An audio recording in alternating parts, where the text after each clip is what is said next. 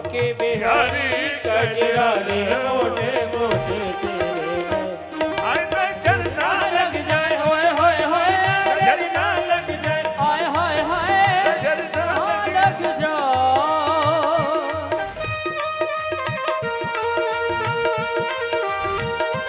आनंद से भाव से सभी लोग आनंद लीजिए। हरि बोल।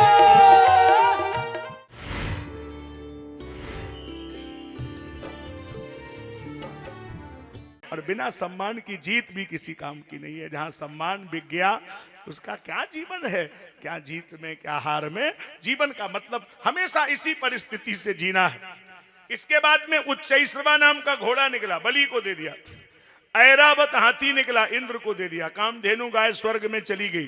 कौस्तुभ मणि निकली, नारायण को मिल गई। कल्प वृक्ष निकला, कल्प वृक्ष निकला। कल्प वृक्ष की विशेषता क्या है? उसके नीचे बैठकर आप जो भी कल्पना करेंगे वो आपको तुरंत प्राप्त हो जाएगा। अब अभी एक जगह एक पत्रकार महोदय ने ये सवाल हमसे कहा, यहां भी पत्रकार लोग बैठे हैं, सुन ले थोड़ा।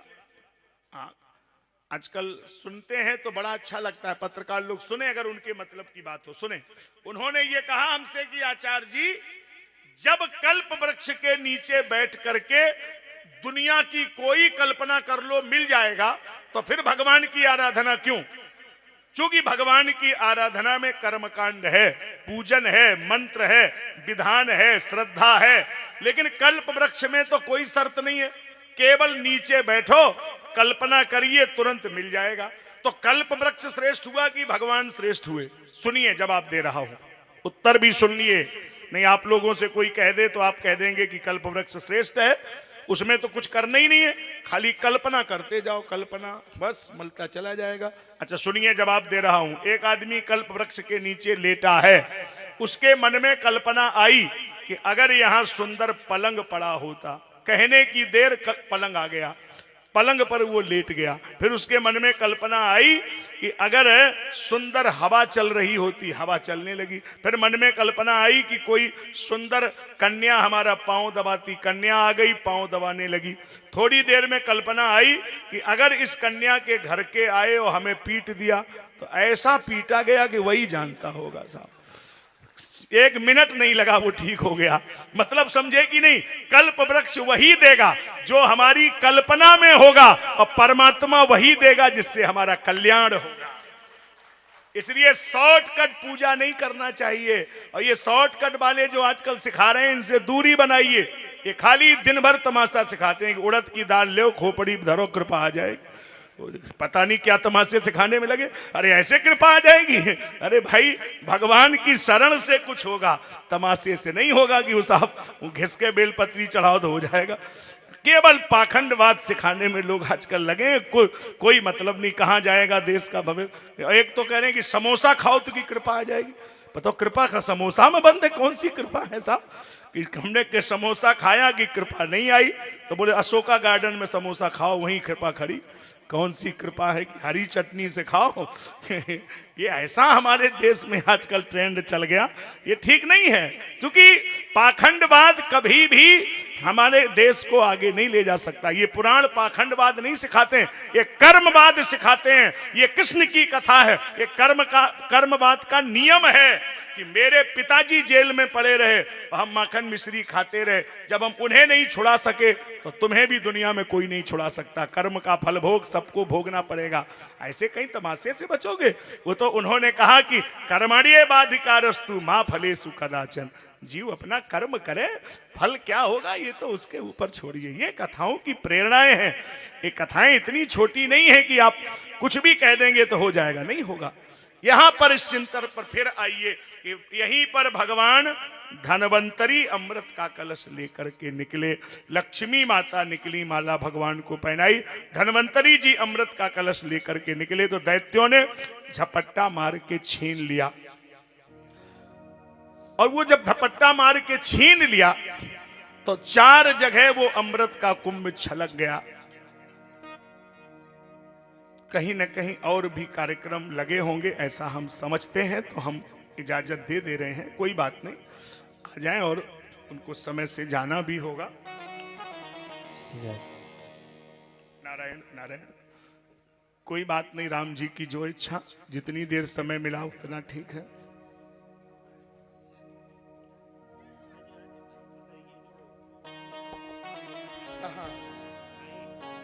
जी जी जी जी जी।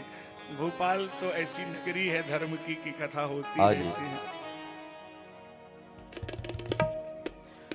हमारे बीच भोपाल दक्षिण पश्चिम के बहुत ही लोकप्रिय विधायक, भारतीय जनता पार्टी के प्रदेश के महासचिव आदरणीय भगवान दास समनानी जी उपस्थित हैं। एक बार सभी अपने अतिथि वृंदों का स्वागत करें तालियां बजाकर। देखो भाई, एक बात मैं बोल दूं, माला आपका ले लूंगा, 1 मिनट की मेरी बात सुन लो। हमारे यहाँ व्यासपीठ पर आदरणीय इंसान तो भगवान को माला नीलेंद्र पहनाते जी, हैं, हमारे लेकिन विधायक भगवान को प्रतिनिधि माला उपस्थित हैं, पहना रहे हैं, ये आपका पहली बार हो रहा। माला भी भगवान का, पहनाने वाले भी भगवान। जय हो। तालियां बजाकर आप स्वागत की बेला में सम्मिलित हों। परम शुद्ध कृपा करें। नीलेंद्र कृपा मारन जी भी हमारे जय बीच हो। उपस्थित हैं, जय आपका सिया भी राम। स्वागत। आदरणीय ज्ञानदेव मिश्रा जी मंच पर उपस्थित हैं, आपका भी स्वागत है। माता पिता ने भगवान का बहुत- दास बनाया और फिर समाज ने ऐसा बहुत- बनाया कि पूरे समाज की सेवा बहुत का धन्यवाद। उत्तरदायित्व सीधे देते हैं। कथा से जुड़ेंगे।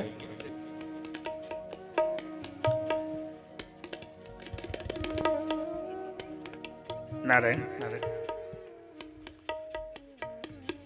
कोई बात नहीं है, एक वाक्य बोल दें, वो एक वाक्य इस कथा के लिए बोल दें, कोई बात नहीं। नारायण। राधे राधे। राधे राधे। परम पूजनीय गुरुजी, व्यासपीठ को प्रणाम। यहाँ उपस्थित सभी बहनों और भाइयों को नमस्कार। चूँकि इतनी सुंदर कथा महाराज जी के श्रीमुख से चल रही है और उसको हम सब श्रवण कर रहे हैं, इसलिए मैं व्यवधान के रूप में ज़्यादा देर नहीं रहूँगा। बोली बांके बिहारी लाल की राधे राधे। आप सबको बधाइयाँ बहुत बहुत। मैं बधाई दूंगा राम बाबू शर्मा जी और उनकी पूरी टीम को। ये लगातार 21वां वर्ष है। किसी भी कार्यक्रम को इस तरह से चलाना एक तपस्या है और उसको 21 साल तक अनवरत जारी रखना, ये एक प्रेरणा बाकी लोगों के लिए। आप सब बहुत भाग्यशाली हैं कि ऐसे कार्यक्रम में ऐसी कथा को श्रवण करने के लिए यहाँ उपस्थित हैं। मैं परम पूजनीय गुरुजी से प्रार्थना पूर्वक अनुमति लूँगा, क्योंकि यही कार्यक्रम में, इन्हीं कार्यक्रमों में जाना है। बहुत बहुत धन्यवाद। बहुत बहुत बधाई। बहुत बहुत धन्यवाद भाई साहब। आइए सीधे जुड़ते हैं कथा से। जजमान जी अपना आसन ग्रहण करें, सभी लोग अपना स्थान ग्रहण करें। सब मिलके एक बार जुड़ते हैं पुनः। बोलो वृंदावन बांके बिहारी लाल की, बोलो राधे रानी सरकार की, परम पूज्य गुरुवर भगवान की जय। जय श्री राधे।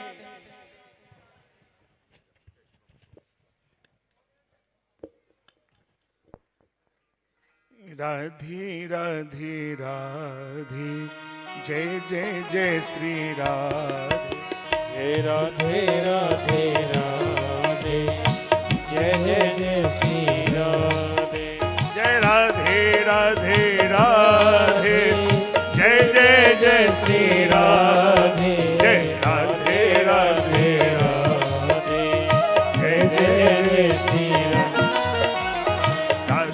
राधे राधे, जय जय जय श्री राधे। जय राधे राधे राधे, राधे राधे राधे, जय जय जय श्री राधे। राधे राधे राधे, जय जय जय श्री राधे राधे राधे, जय जय जय श्री राधे। बताइए भाई, कथा कहाँ हो रही थी? जजमान अवधेश पटेल, बोलो भाई। अब हम कहाँ तक याद रखें? जजमान भी तो याद रखे। याद है ना? अब बताओ, हम ही को याद रखनी होती तो आपको काहे को बुलाया होता? आपको तो इसीलिए गुरुजी बुलाया कि आप ही याद रखो। तो हमको तो याद है भाई। तो हम फिर उसी में आपको ले चलते हैं। याद है, भगवान मोहिनी बन गए। बोलो याद है? यही था, मोहिनी बन गए। अच्छा, वो कलश लेकर के दैत्य भाग गए, इसीलिए तो मोहिनी बने। और 4 जगह अमृत का वो कलश छलक गया। 4 जगह वो कुंभ बोलते हैं, कुंभ माने घड़ा।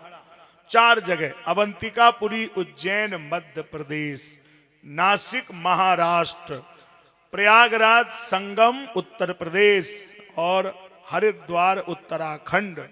इन्हीं 4 जगहों पर महाकुंभ का मेला होता है।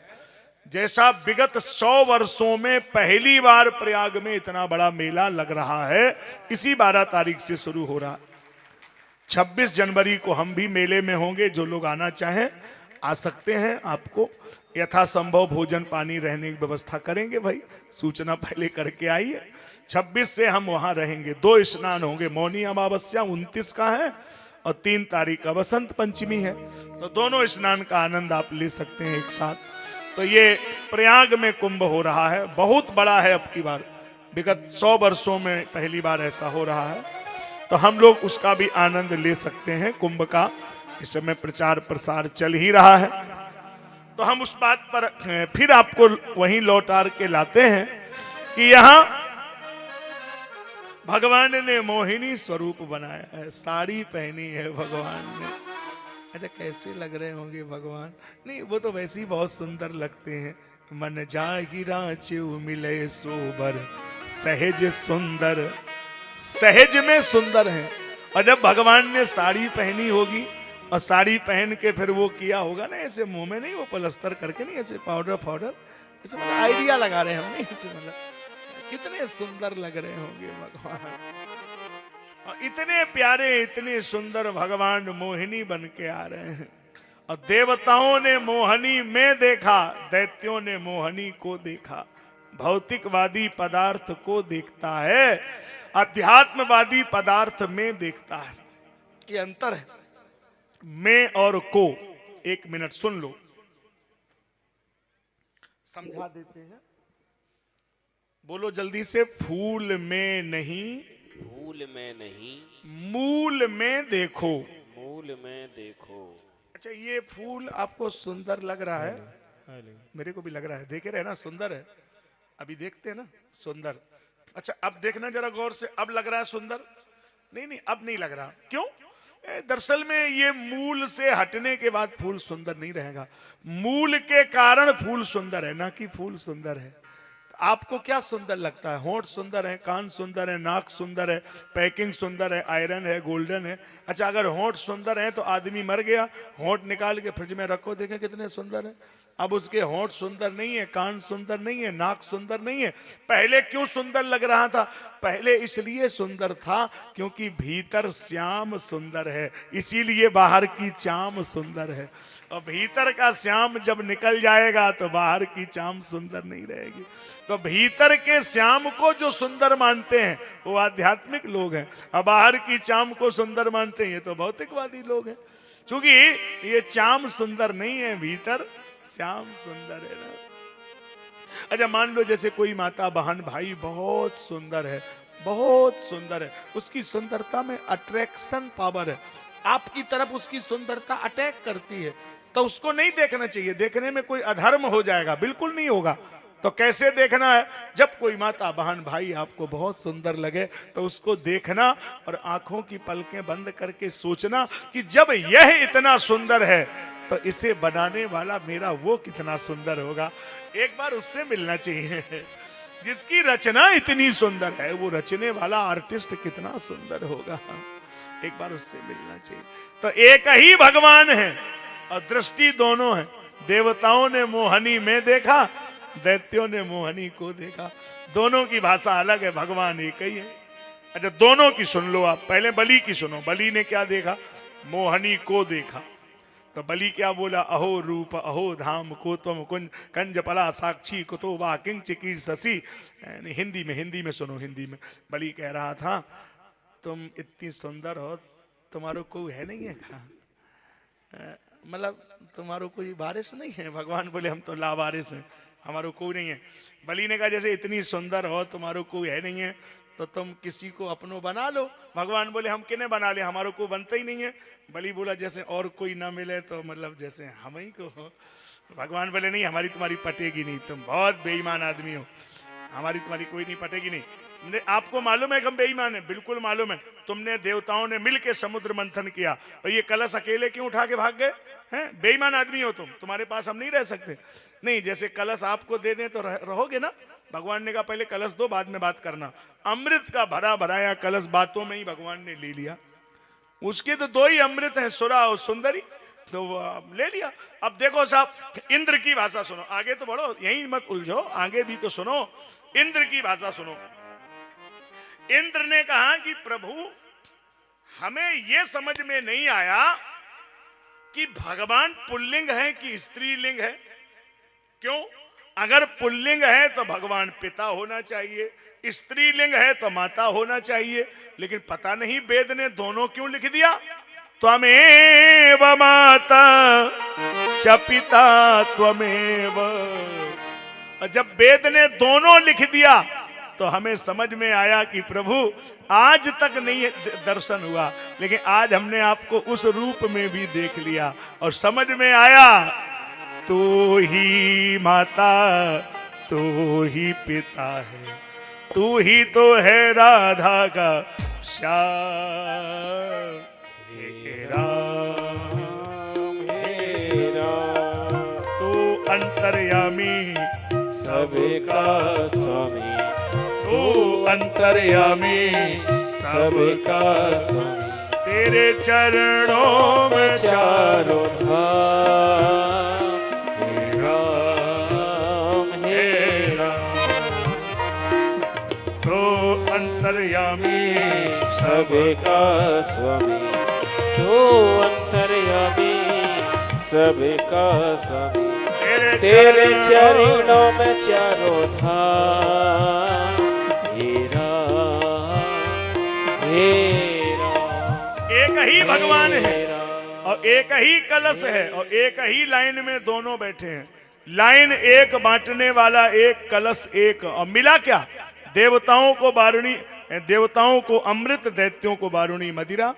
कलश एक है, लाइन एक है, बांटने वाला एक है। एक लोगों के हिस्से में अमृत, एक लोगों के हिस्से में बारुणी मदिरा। कहां गड़बड़ हो गया? गड़बड़ बांटने में नहीं हुआ, गड़बड़ एक जगह हो गया। कहां?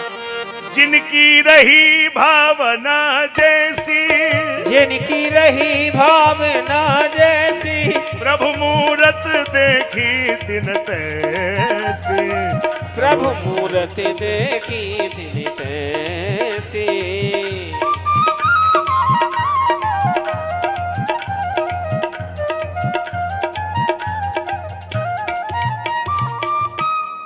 कहीं भी दृष्टि बदलने की जरूरत नहीं है, दृष्टिकोण बदलने की जरूरत है। आंख बदलना ये है किसी के लिए संभव नहीं है, लेकिन उसका नजरिया बदलना है ना, दृष्टिकोण बदलना है। जैसे एक आदत अगर आप इस पंडाल में अभी छोड़ दें, आपको करोड़ों रुपए का फायदा हो जाएगा, बहुत लाभ होगा। झगड़ा तो आपका बंद ही हो जाएगा, मान लो कभी झगड़ा ही नहीं होगा किसी से। एक आदत यही छोड़ के जाओ। आप बोलो तो बता दे रहा हूं, बताऊंगा नहीं, दिखा दे रहा हूं। बताने से नहीं समझते आप, देख लो मेरी तरफ, दिखा दूं। दिन भरे में आपने कई बार ऐसे किया, बस आज के बाद नहीं करना। देखना, वो ऐसे, उनकी दुल्हन ऐसी, उनकी माँ ऐसी, उनके दामाद ऐसे, उनकी बेटी ऐसी, उनका वो ऐसे, उनकी पत्नी ऐसी, उनके पति ऐसे। अच्छा, एक उंगली आप जब उसकी तरफ उठाते हो तो देखो तीन कहां जा रही? ये तो आपने देखी नहीं, गौर से देखो। एक उधर, तीन इधर, मतलब इशारा सीधा है कि उधर नहीं, इधर ज्यादा गड़बड़ है। इधर तीन आ रही हैं, इधर ज्यादा गड़बड़ है। तो दूसरे पे जब उंगली उठाओगे तो तुम्हारी तरफ तुरंत तीन आ जाएंगी। इसलिए दूसरे पे उंगली नहीं उठाना है, अपनी तरफ देखना है, हम कैसे हैं। अगर हम अच्छे नहीं हैं तो दुनिया में कोई अच्छा नहीं है। बुरा जो ढूंढन में चला, बुरा न मिलिया कोई, चौ दिल खोजो आपनो तो हमसे बुरा न तो। कहीं जाओ अच्छी सी बात सीख के आओ। कभी गायत्री परिवार में जाओ तो देखो एक स्लोगन है उनका, क्या? हम बदलेंगे जग बदलेगा, हम सुधरेंगे जग सुधरे। तो हम दूसरे पे उंगली क्यों उठाते हैं? अपनी तरफ नहीं देख सकते कि हम कैसे हैं? अगर हम अच्छे हैं तो दुनिया में कोई बुरा नहीं है, और हम ही बुरे हैं तो दुनिया में कोई अच्छा नहीं है। एक बात और बोलता हूं, कान पकड़ के बोलूं, ऐसे नहीं, कान पकड़ के। नहीं, आपको बुरा न लगे इसलिए कान पकड़ के बोल रहा हूं। जो माताएं बहनें, जो भाई आपके कॉलोनी में, मोहल्ले में इस प्रकार की बातें करते हो, वो अच्छे नहीं, वो अच्छे नहीं, वो अच्छे नहीं, तो आप समझ लेना कि पूरे मोहल्ले में इनसे ज्यादा खराब कोई नहीं, यही सबसे खराब। तभी इनको यही नशा है और कोई मतलब। अरे तुम अच्छे हो, काहे को झंझट पालते हो साहब, क्या लेना देना है, हम अच्छे हैं बस। दुनिया भर का दिमाग खर्च करना ठीक नहीं है। हम सुधरेंगे, जग सुधरेगा, अपने को ठीक करिए। कथा का मतलब है कभी अपने को भी तो देखो ना। इसलिए देखो भाई, पहले तू अपने आप को संभाले, बाद में बुराई किसी और में निकाले। बुरा है बुरा जग में, बुरा है बुरा जग में, बताना किसी का नहीं चाहिए। दिल दुखाना सदा ना रहा है, सदा ना रहेगा, जमाना किसी का नहीं चाहिए। चाहिए, दिल दुखाना किसी को क्यों बुराई ढूंढते रहते हो साहब। देवता दानवों में युद्ध हुआ और यहाँ पर सूर्य और चंद्र ने इशारा किया तो साहब राहु नाम का दैत्य सूर्य ग्रहण चंद्र ग्रहण पड़ने लगा। फिर भगवान ने वामन अवतार धारण किया और बलि ने 99 यज्ञ कर लिए हैं इंद्र पद पाने के लिए, और राजा बलि 100वां यज्ञ कर रहा है। कौन सी जगह पे किया? भृगु कक्ष। अगर वर्तमान भारत के नक्शे में हम उसको देखें तो अब उसका नाम हो गया भरूच। आप सब जानते ही हैं नर्मदा की परिक्रमा वहीं से आप प्रारंभ कर सकते हैं या एंड कर सकते हैं, वहीं से भरूच ये पूरा वहीं तक जाती है नर्मदा। सब लोगों ने परिक्रमा वालों ने दर्शन किया ना भरूच, ये वहीं पर है। बलि यज्ञ कर रहा है 100वां यज्ञ और वामन भगवान इस यज्ञ में जा रहे हैं। तम वटुम वामनम दृष्ट्वा, केवल वामन अंगुल के हैं। छत्रम सदंडम सजलम कमंडलम, एक छत्र है, एक दंड है, एक कमंडल है। बलि ने देखा आइए आइए आइए ब्राह्मण देवता आइए, मांग लो मांग लो मांग लो। भगवान बोले हमें दोगे? बोले जो मांगोगे देंगे। बोलो काम कांचनम गुणवदधाम मुष्टम तथा नपे मुतवा विप्रकन्याम। गैया मांग लो, सोना मांग लो, कहो तो तुम्हारा विवाह करा दे। हमारे यहाँ ब्राह्मणों की बेटियां विप्रकन्याम। बोलो। भगवान बोले नहीं नहीं ये सब हमें नहीं चाहिए। बोलो ना चाहिए क्या? 3 बार कहो कि जो हम मांगेंगे वही दोगे। मैं 3 बार कह रहा हूं तुम जो मांगोगे मैं वही दूंगा। बोलो पदानी त्रीण दैत्येन्द्र सम्मिताम पदामम। 3 पग धरती चाहिए लेकिन मैं अपने ही पैर से नापूंगा। बलि हंसने लगा। भगवान ने कहा हंस क्यों रहे हो? बलि ने कहा हम समझ गए। क्या समझ गए? आप शकल से छोटे लग रहे हो, कुछ बुद्धि से भी छोटे हो। छोटे आदमी की बुद्धि भी छोटी होती है। 3 पग धरती आप मांग रहे और इतने बड़े आदमी से मांग रहे हो। आपको मालूम मैं कौन हूं? माम बचो भी समाराध्य लोका नाम एक ईश्वरम। सारी धरती का ईश्वर मैं हूं राजा बलि। भगवान हंसने लगे। भगवान ने कहा इसका मतलब तुझे बहुत अभिमान हो गया है, सारी धरती का ईश्वर समझ रहा है। ए भाई 3 पांव देता है कि नहीं? बलि बोला 3000 का संकल्प बोलो। 3000 दूंगे। नहीं नहीं हम तीन ही लेंगे, चौथा नहीं लेंगे। अरे तुम 3000 बोलो। नहीं नहीं देखो 2 तो 2 नहीं तो मना करो, 3 से चौथा नहीं लेंगे। गुरु शुक्राचार्य जी आ गए। बेटा बलि जी गुरु जी, इनको पहचाना नहीं गुरु जी, इनसे कोई लेन देन का बात तो नहीं हुआ। गुरु जी वो तो फाइनल हो गया। क्या हुआ? इन्होंने 3 पग धरती मांगी, मैंने देने की हाँ कर दी। गुरु जी ने कहा तू बर्बाद हो गया। अरे ये कोई साधारण ब्रह्मचारी नहीं है। कौन है? आई सबैरो चने साक्षात भगवान विष्णु रव्ययः। भैरोचन नंदन बलि, ये तुम्हारे सामने साक्षात भगवान नारायण खड़े हैं। और ये भी सुन लो, 2 पग में नाप लेंगे क्षण भर में तीनों लोग। दीजे पगदान है तू भूमि का न्यारी है। तुम्हारी बुद्धि मारी गई। ये दो ही पांव में सब कुछ नाप लेंगे। इनसे कह दो कि मैं नहीं दूंगा। तो एक बात जो बलि ने कही वो बहुत प्रशंसनीय है। बलि ने कहा गुरुदेव अगर ये भगवान हैं तो हम इनको जरूर देंगे। क्यों? अरे बलि ने कहा जाएगा सो चला जाएगा, दुनिया में इतिहास लिखा जाएगा। दुनिया इनके दरवाजे मांगती, हमारे दरवाजे मांगते।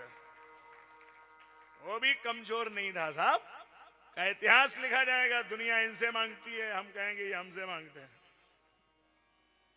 नहीं मानोगे? नहीं, हम तुम्हारे गुरुदेव तुम्हें समझा रहे, नहीं मानोगे? गुरुजी देखो ये तो हम नहीं मानेंगे।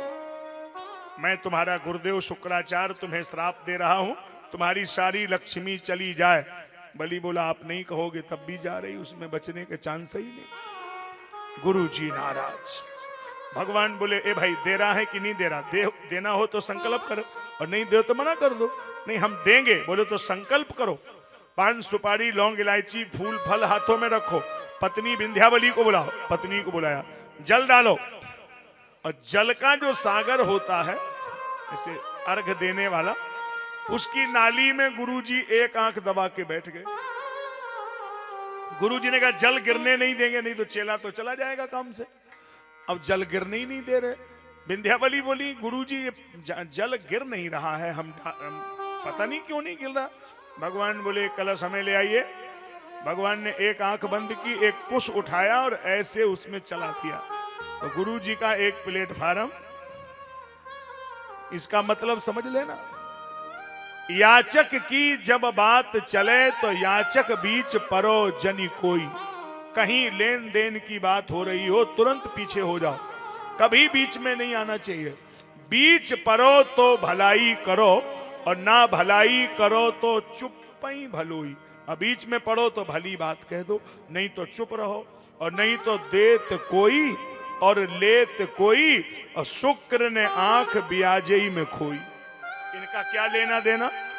आंख चली गई साहब ब्याज में। कभी भी हस्तक्षेप नहीं करना चाहिए अच्छे कामों में। भगवान ने संकल्प पढ़ दिया, एक पैर ऊपर बढ़ा दिया, एक में भूभुआ स्वाजना महातपा सत्यम, एक नीचे तल भीतर सुतर तलातर सातल महातल पाताल। दो पैर में 14 लोक नाप लिए। गरुड़ जी बलि को बांध लो, अति दानात बलिर्बद्धो। गरुड़ जी ने तुरंत बलि को बांध लिया। उतनी देर से मैं तेरा शब्दों को सुन रहा था, अहंकार का हद हो गया। 3000 पांव मांग लो, 3000 पांव मांग लो। मैंने 2 पांव में सब कुछ नाप लिया। बोलो तीसरा चरण कहां रखूं? बोलो देने के लिए कुछ बचा है? बलि ने कहा हाँ। मतलब फिर भी अकड़ के ही बोलेगा। अरे बलि ने कहा जमीन चली गई, जमींदारी तो नहीं चली गई। वो आदमी अभी भी कमजोर नहीं पड़ा। देखो साहब क्या गजब बात है। बात बोलना नहीं, देखे रहो क्या बात फंसी। भगवान बोले तीसरा चरण कहां रखूं? देने के लिए कुछ बचा है? बलि ने कहा गुरुदेव देने के लिए तो कुछ नहीं बचा, लेकिन अभी देने वाला बचा है। देने वाला बचा है। तुम क्या कहना चाहते हो? बलि बोला मैं ये कहना चाहता हूं कि जिस जमीन पर हम दोनों पति पत्नी खड़े हैं उतनी तो हमारी है। वो तो आपने नहीं नापी, आपने इधर ही उधर तो नापा है, उतनी तो मेरी है। हाँ वो तो तुम्हारी है। तो फिर तीसरा चरण आप पूरा करिए। कैसे? पदम तृतीयम कुरु शीष्ट में द्विजा। उठाइए तीसरा चरण और हम दोनों पति पत्नी के सिर पे रख दो। क्या फायदा होगा? बोले एक फायदा होगा कि धन तो पहले से ही तुम्हारा था, लेकिन मेरी खोपड़ी में भर गया था कि मेरा है। ये तुम्हारे चरणों में झुक जाए, है तो तुम्हारा ही। ये खोपड़ी मानती नहीं है, समस्या खोपड़ी में है साहब। आज तक कितने आए कितने चले गए, जमीन यहीं पड़ी रही, लेकिन खोपड़ी में भरा रहा कि जमीन हमारी है, हमारी है। तो बोली खोपड़ी तो ठीक हो, इसका नाम ही है खोपड़ी। खो दिया इसीलिए पड़ी, ये किसी काम की थोड़ी है। ये ज्यादा खोपड़ी वाले भी बड़े परेशान रहते हैं। ये खोपड़ी नहीं लगाना चाहिए ज्यादा। खोपड़ी से कोई फायदा है बताओ? रावण के 10 खोपड़ी थी, सोच ही नहीं पाया, बेचारा मर गया। ज्यादा खोपड़ी वाले ठीक नहीं होते।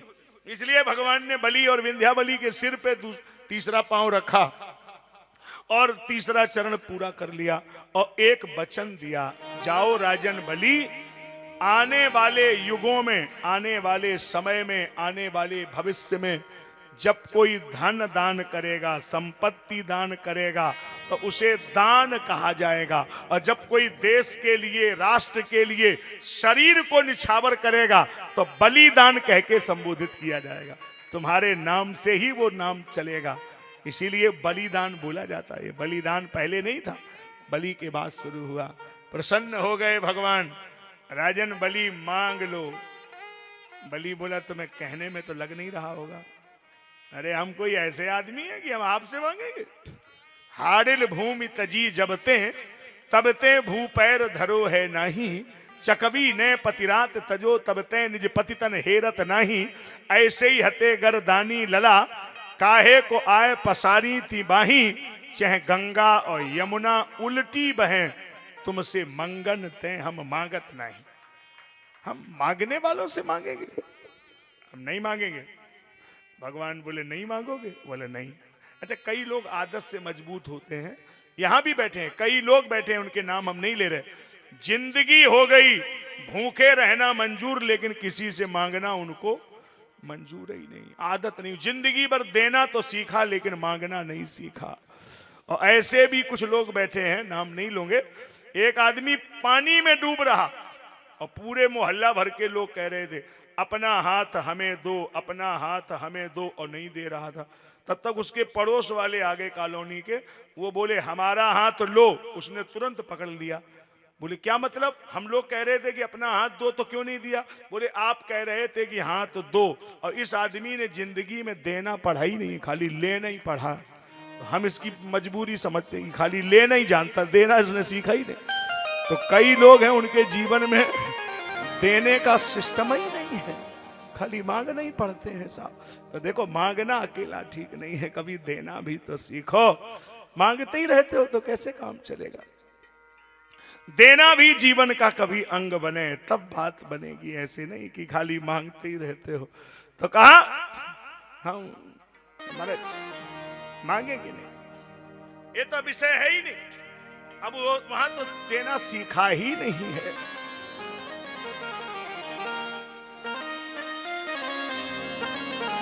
मैं समझ रहा हूं कि आज एक ऐसी परम पावन पीठ के परमाध्यक्ष, जिनका दर्शन हम आपको आज करा रहे हैं, ये जो हरदा धाम आप देखते हैं, उसके पीठाधीश्वर आचार्य पंकज शर्मा जी, लक्ष्मी नारायण मंदिर जो है नर्मदा के किनारे। आज सुबह हमारी बात हुआ था, हमने कहा महाराज जी दर्शन दें, तो बड़ी कृपा है। और संत पधारे तो इससे बड़ा और कोई सौभाग्य नहीं होता है, क्योंकि ये संतों की कृपा होती है। तो ये आज कृपा पूर्वक राकेश चतुर्वेदी जी ने प्रयास किया। यदि हमारे गुफा मंदिर वाले महान जी को भी आना था, शायद वो नारायण नारायण, ये बड़ी कृपा है। और महान जी का स्वागत जरूर समिति के द्वारा हो जाए, उनको आसन दिया जाए। राकेश जी, ये माला आपको पहना दें क्या? ये काम आप बड़े अच्छे करते रहे, बड़ी कृपा। जब संत मिलन हो जाता है, जीवन भी प्यारे हो जाता है। जब संत मिलन हो जाता है, जीवन में सब कुछ होता है। संत न होते जगत क्या होता संसार। संत न होते जगत क्या होता संसार।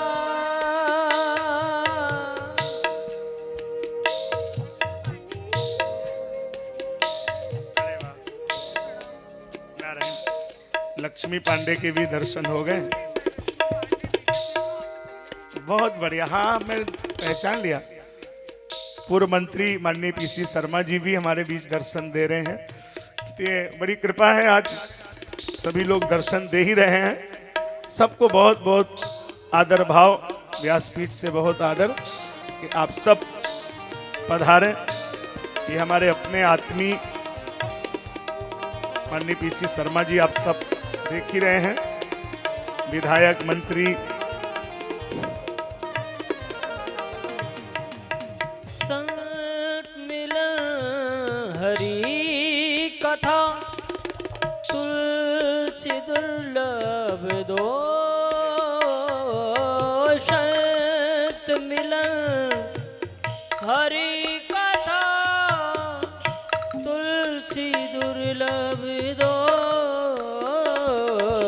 तुलसी दुर्लभ दो, तुलसी दुर्लभ दो।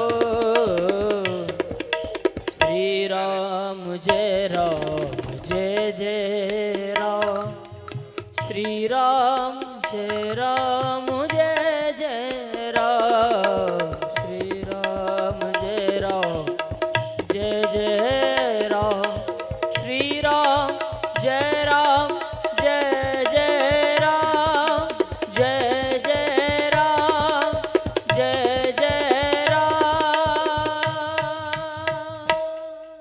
मुझे चरणों से लगा ले मेरी श्याम मुरली वाले, मुझे चरणों से लगा ले मेरे श्याम मुरली वाले, मेरे श्याम मुरली वाले, घन श्याम मुरली वाले।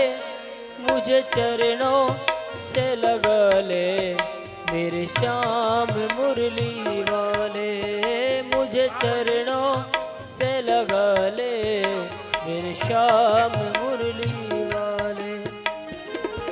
पतझड़ है मेरा जीवन, बन के बाहर आजा। पतझड़ है मेरा जीवन, बन के बाहर आजा। सुन ले पुकार कान्हा, बस एक बार आजा। बेचैन मन का तो है, बेचैन मन का तू ही आराम मुरली वाले। हो मुझे चरणों से लगा ले मेरे श्याम मुरली वाले, मुझे चरणों से लगा। आप सबको साधुवाद ज्ञापित करता हूं और ये आग्रह करूंगा, बबेली जी हमारे खड़े हैं, बिठाएं, सबको बिठा दें। आप लोग स्थान ले लें, कहीं भी ले लें। कथा में खड़े होके नहीं सुना जा सकता, बैठ के सुने। सभी का बहुत बहुत आदर सम्मान, लेकिन जिसके लिए आए वो भी बात हो। पूज्य हमारे परमाध्यक्ष लक्ष्मी नारायण मंदिर हरदा दादाजी धाम, आप परिचित हैं, बड़ी अच्छी जगह, आप भी पधारे, बहुत बहुत उनको प्रणाम।